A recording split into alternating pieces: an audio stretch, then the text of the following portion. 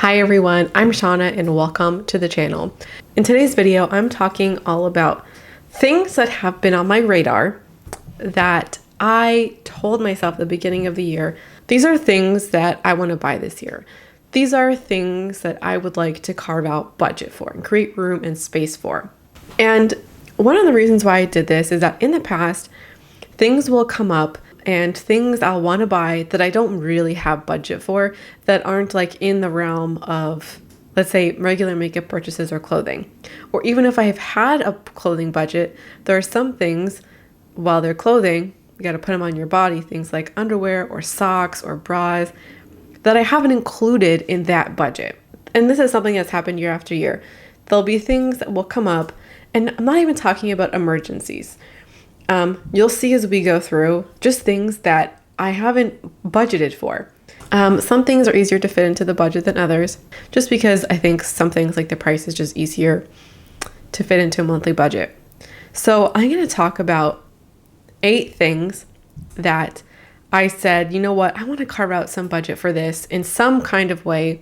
And I'm going to talk about how I'm approaching buying these items, because since writing this down and having time to think about these items, there are things that have come up where I'm like, actually, I think I might be able to do this, or I'd like to do this instead. Whereas others, it's like really clear, I really think I need to buy this or replace this year. So I'm going to talk all about it. This to me, even if something on this list has been dethroned or I want to do something else instead, this is all about the intentionality of the purchase and the item. So even if I don't, bras are on this list, even if I don't buy it, I still want to share my thought process as how I decided to not buy it and what I'm trying to use instead before I buy. And the whole process surrounding the buying process. Ultimately, this is how I'm bringing intentionality to purchases. That includes buying and not buying. So I first want to talk about, what do I mean by intentionality? I've talked about this before, and in my mind, pre-2022 Shauna, kind of thought of intentionality as like, do I want this? Do I need this? How many wears could I have? Like, how many times could I wear this, or the cost per wear? Those things matter, but I think other things matter more. First and foremost, budget over everything. If I get to 1 month from now, or it doesn't actually matter what time of the year, if I can't afford it, if I genuinely can't make budget for it, doesn't matter how great it is or how well it'll suit my life, you just don't buy it. And not everything is worth going into your savings for. I don't think any of this stuff here is worth going into my savings for. And so if I want to, let's say, buy a travel bag so I can travel, it's going to mean that I'm going to have to rearrange a specific month's budget so I can make this happen. Take money out of somewhere, or let's say my beauty budget, take money out of there for this, or rearrange something in some capacity.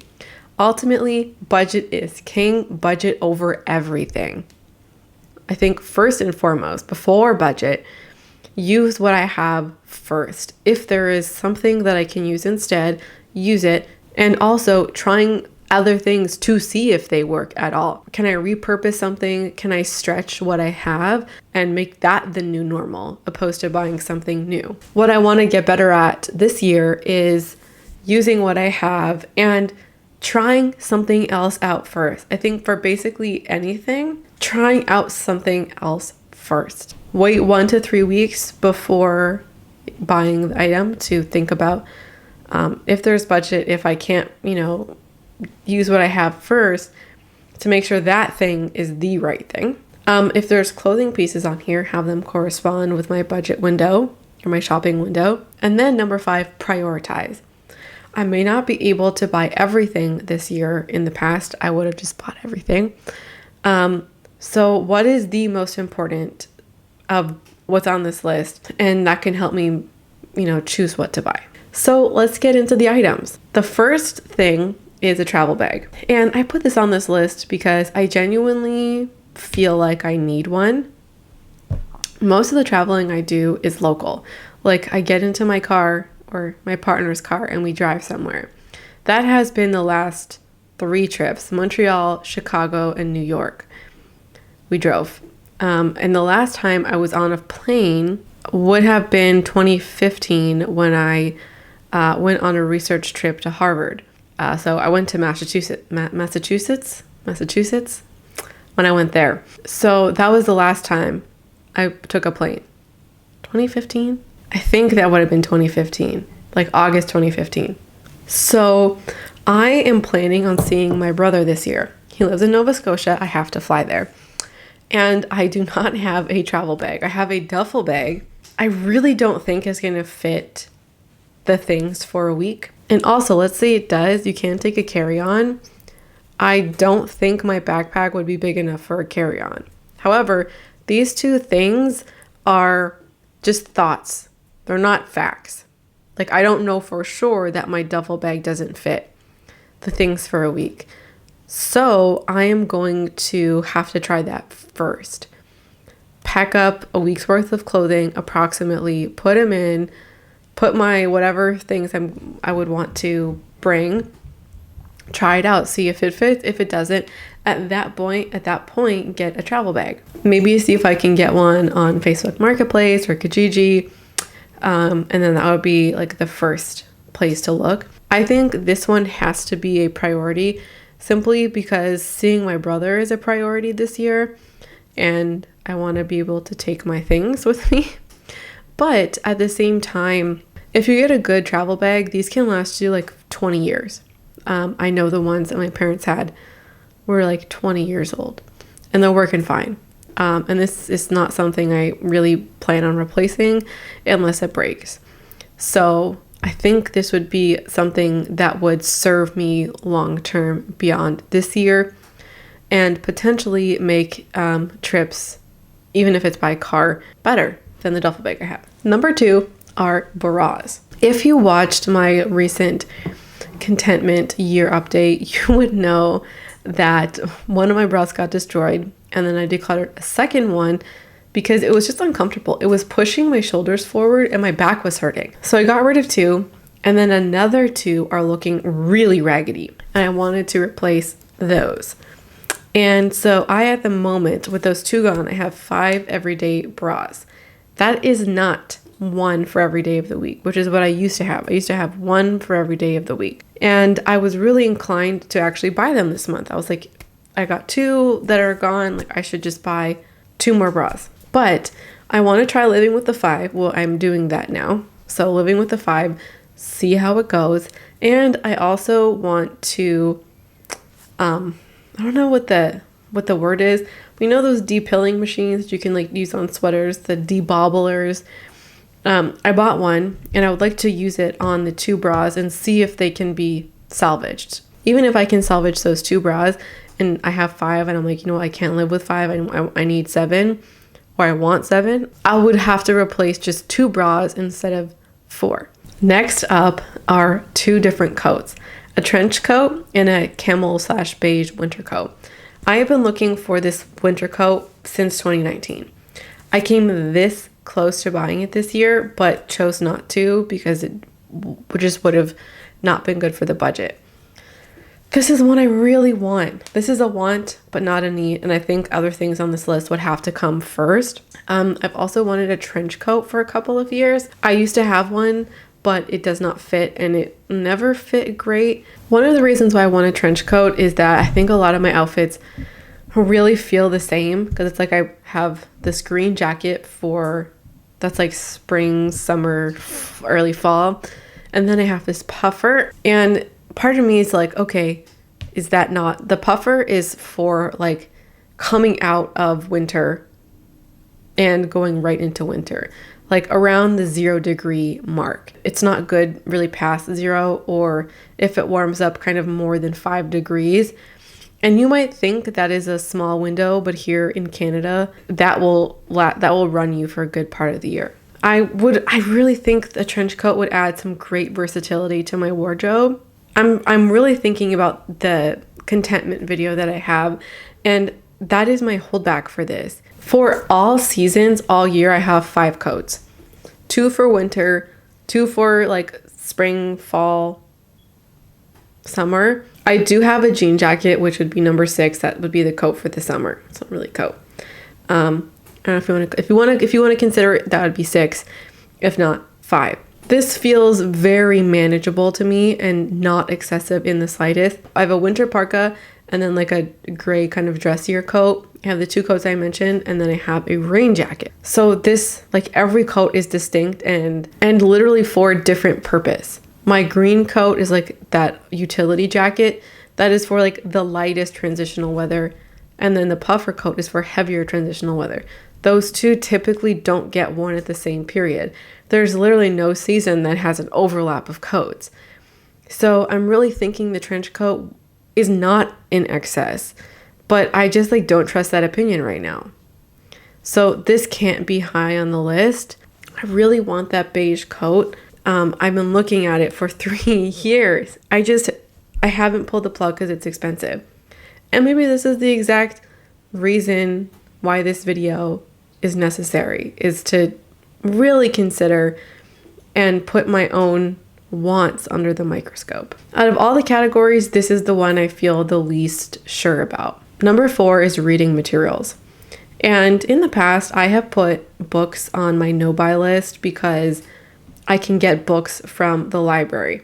This is absolutely true and has remained my near exclusive source of reading. I bought a couple books at the holiday time, and that was great. They were not available at my library. Books that have been on my list for months, and that was fabulous. One of the things that I've learned as my time as a student is the value of a good book. It can be so impactful, and it can be transformative. Seems kind of significant or maybe like overstating things a little bit, but I know the power of a good book, even like to my studies. I have learned so much from Foucault alone.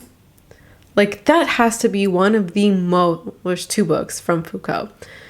Those 2 books have to be some of the most transformative books I've ever read. And books can transform our perspectives. And there's value in reading and value in a good book. And I would say over the last 3 years, I started actively trying to read back in 2019. Even when it comes to school books, I have been excellent at going to the library first. To the point, and why it's on here, is that there have been books that I have wanted to read that I feel like would be impactful even for school that I have not read because they were not at the library. Whether it's the school library or my local library. I trust my judgment with books. I know I just made kind of a bit of a mistake this past month, but that is literally the first one in 3 years. I really trust my judgment when it comes to reading and books. And so I'm thinking that reading materials, I think that they should be on this list because of all the reasons why I've said that they can really be transformative and powerful. And I don't want to rob myself of that experience. Of course, budget comes first, but if there's something I really feel like would enhance my life, would enhance my reading life, would be a good applicable book, and I can't get it from my library and I've checked first and I've waited, I feel like if there's budget for it, that's something I would rather buy than a makeup item or a clothing item. And I'm not in the sense that like I want to create a budget in a category in my budget for books.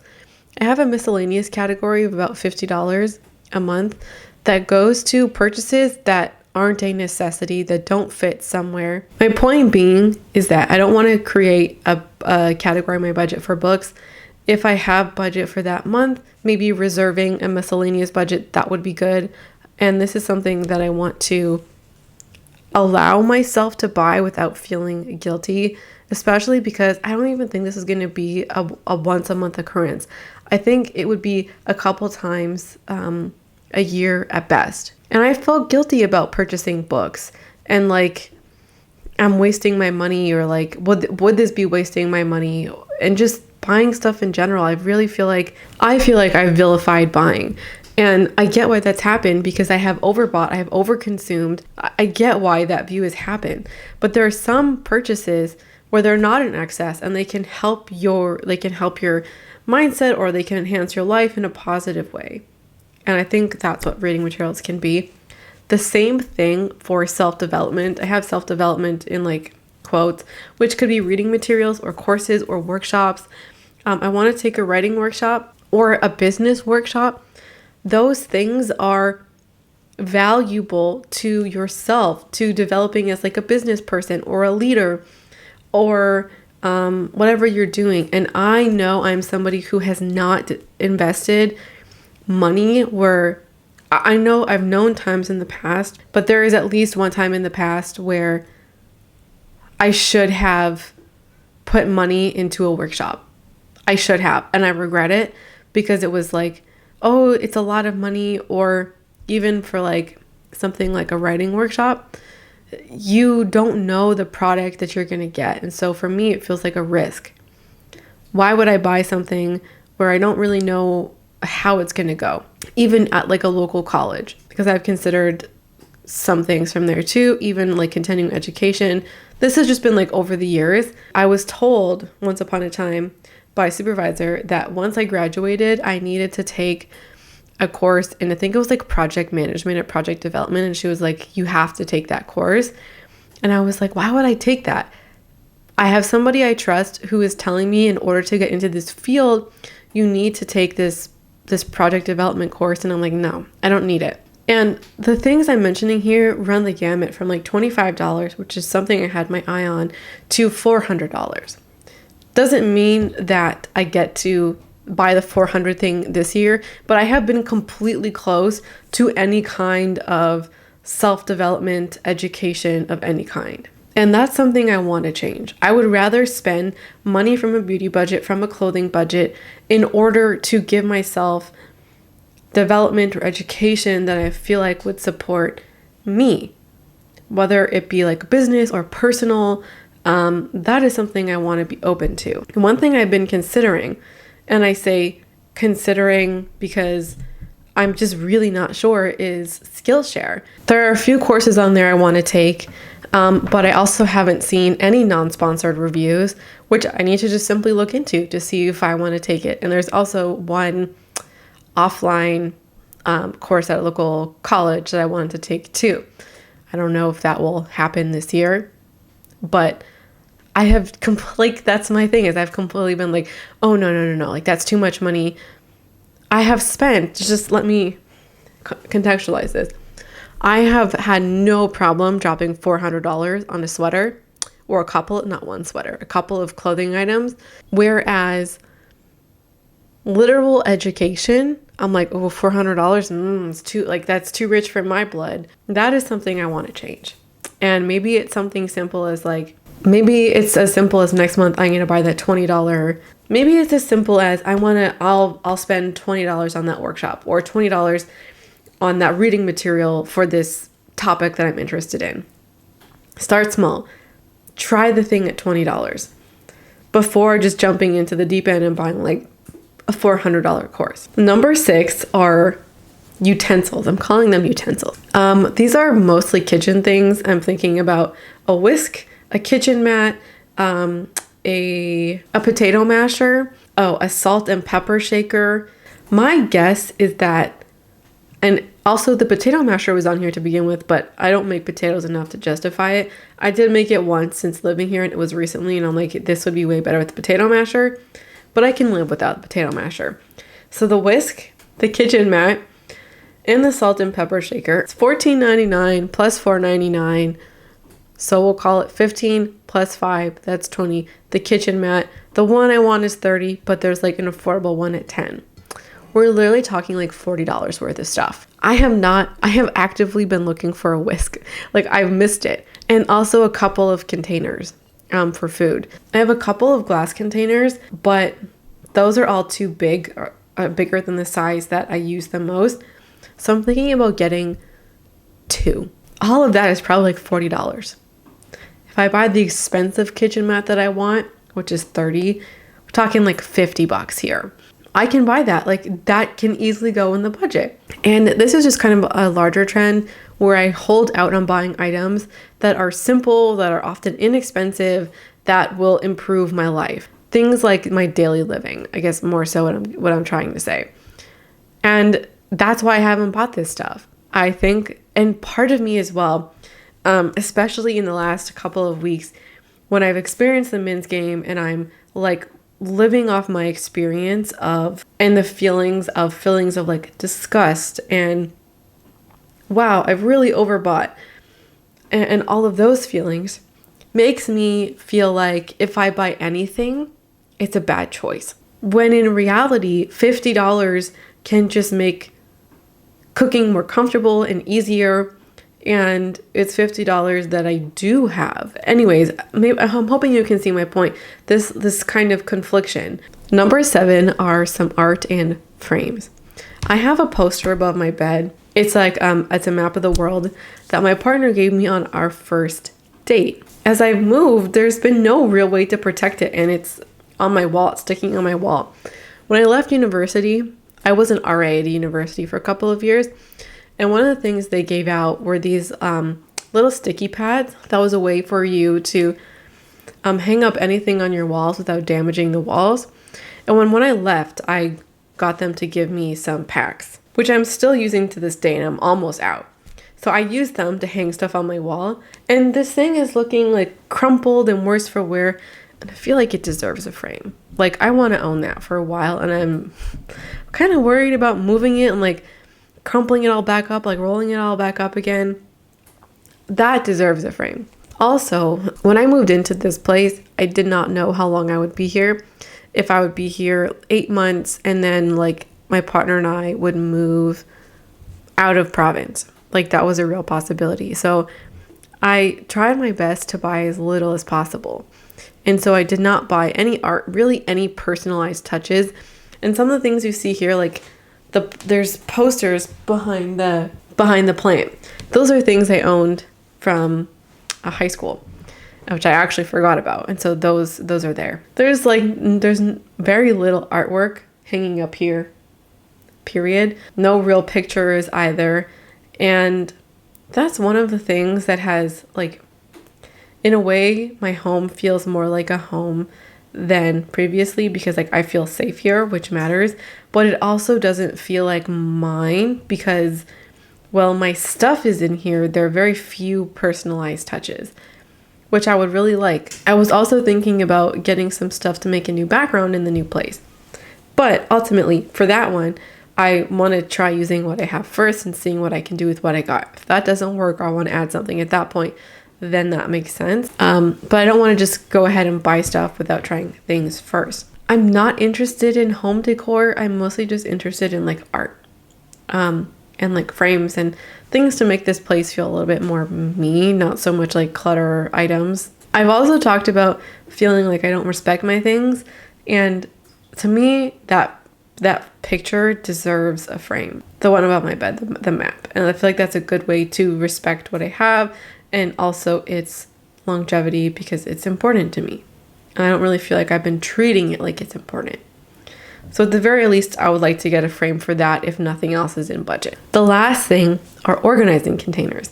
I did say in a recent video that I was like drowning by jars, and that was specific. It was literal pasta jars and salsa jars, not storage containers. My pantry, it's not really a pantry, I guess my cupboards in my kitchen aren't really that organized because I never bought anything for it, like no storage items. And so I was thinking that organizing containers, especially for the cleaning products under my sink, as well as, do you know those things from IKEA that like go on a door and you put your plastic bags in them? Plastic bags have taken over the cupboard under my sink. It's kind of crazy. They're living their best life, maybe a little bit too chaotic. So I would really like a storage thing for that, for my cleaning products. I agreed to not buy anything. I'm not agreed. I promised myself I wouldn't buy anything until I moved because I don't fully know the configuration of all the things there until I actually live there. So this is going to wait a little bit. And I'm actually just like in the process of trying out different containers. I did have 2 in there, but they're just not working. So I've been shifting some stuff around. Even like the container my spices were in were too small. It just never fit them to begin with. Not as in I've overbought spices. I think I have a really minimal spice collection. Like I don't even have all the spices that I use. Anyways, that's another story. So I did not buy any storage solutions when I moved in here. That was intentional. And I'm really glad I made that choice. I'm just now kind of feeling like I've lived with it. I've tried it.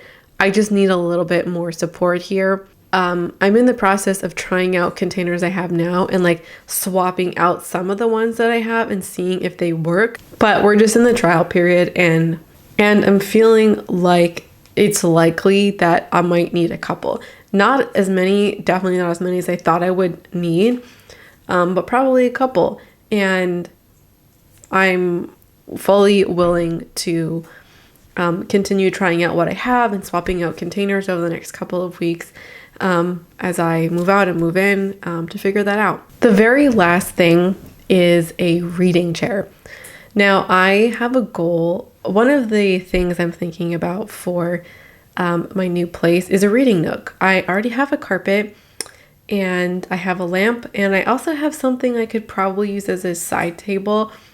I don't know if I will or not, because I don't know if I need it for like something for the entryway, because currently I'm using it as something for the entryway. I am not really sure about the table situation and where I can use that. If not, there is a table that I've been looking at. It's about $50. And I also would like a reading chair. I have my bookshelf already, and the light, and the rug that would make the area kind of cozy. The main thing I'm trying to say is I would need a chair. This is something I'm thinking would be great. Like, I think I would really like a reading nook. I think that'd be really nice.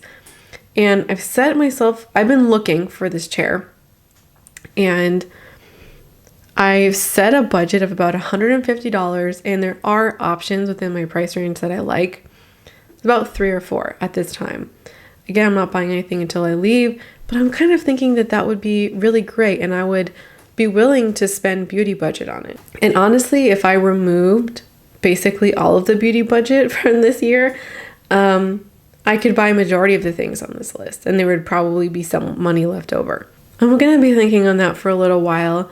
And also, like, if I get one, do I need 2? Because I don't know, like if I got just one and my partner comes over, and let's say we want to watch something, am I taking away from that? Either way, it's just a thought. Those are all the things that I have considered buying that are on like top of mind to buy in 2022. And to me, there's clearly some things that are low priority when previously I thought maybe they were a priority for a season this year. And there's also a lot of room to try and use what I have first. And that's going to be the first option for a lot of things on here. I would like to know what's on your radar to buy for 2022, be it home products or lifestyle products, what have you. I would like to know what's on your list and what you're thinking about for the items on your list. Is there anything that's kind of already been usurped? I'd love to hear all of your thoughts in the comment section down below. Thank you so much for hanging out with me today, and I hope to see you again around here soon. Bye.